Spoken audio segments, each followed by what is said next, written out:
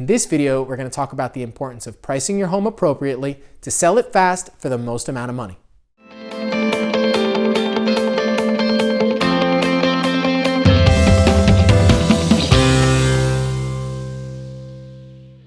So at this stage of the home selling process, you've already found the right realtor. Maybe you've done some things to spruce up your house to get it ready for market, to get the most value out of it. You're a couple weeks away and you're trying to determine, all right, what's the best price to list my house for?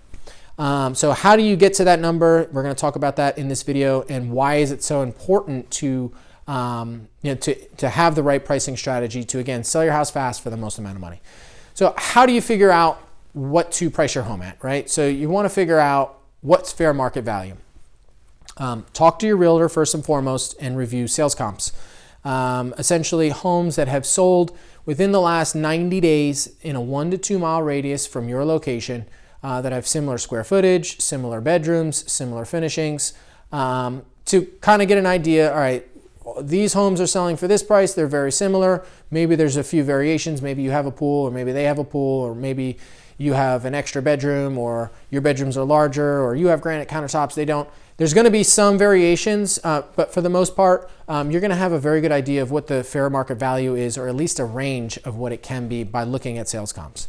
Talk to your realtor what that specific dollar amount is going to be, but you want to get to as close to fair market value as possible to garner the most interest right away when you list your house. Depending on how aggressive you want to be, sometimes you can actually go a little bit lower than fair market value to really come out of the gates and sell that house quickly, or even a little bit above to see if you can get some people to bite at a higher price tag. Either way, you do not want to overprice your home, because there's a couple things that are going to happen, right? So for one, the house has to appraise regardless if it's a financed offer that you accept. So if you have a $250,000 house that you have under for contract for $300,000, and the appraiser comes in and says, well, I only appraise it at $250,000. Well, you have a dead deal at that point. So you're going to have to come down in price anyway, or put it back on the market. Again, not a situation you want. And that's even if you can find someone that's going to pay $300,000 for your $250,000 house, which is very highly unlikely. Most people, are shopping for homes. They're not just going to throw caution to the wind and just, pay, tens of thousands of dollars more than fair market value for a home. There's plenty of other homes out there that they can shop and just pay fair market value for. So what's going to end up happening is your house is not going to sell at that price. And the longer your house sits on the market, the more leverage goes to the buyers of the homes, right? So when you first list your house, if it's priced right, you're gonna have a lot of interest, you have a lot of leverage as a seller. Maybe you get competing offers and you can kind of select the best terms and obviously the highest contract price that works for you and whatever your situation is. But the longer the house sits on the market, if it's priced wrong, you lose that leverage to the buyers because no one else is willing to purchase the home. Right? So then they start to dictate the terms to you, which is no good. Also, if you don't get any action over a certain period of time, you're going to have to knock the price down anyway.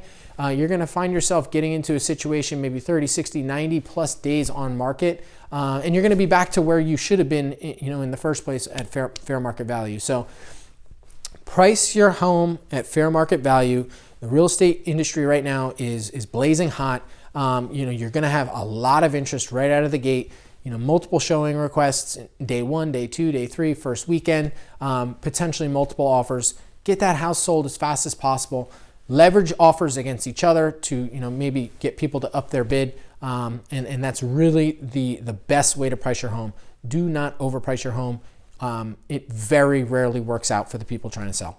So just to recap, we talked about why it's important to price your home appropriately and how to do that, obviously by reviewing sales comps, reviewing similar properties that have sold recently in the area. Come up with what a fair market value is. Try to stay as close to that number as possible. Maybe a little bit more, maybe a little bit less, depending on how aggressive you want to be. But most important, avoid overpricing your home. It does not work. It's a needle in the haystack strategy. And again, the house has to appraise for fair market value anyway. So oftentimes, even if you find someone to buy that house, you're going to have to renegotiate the terms at the end of the day after the appraisal. So Price your home, fair market value. And again, if you have any questions in regards to pricing or in this video or about any real estate questions in general, please feel free to hit that Talk to Chuck button down below. I'm here to answer anything that you may have. Call, text, email, whichever method you prefer. Thank you so much for watching these videos. I appreciate you.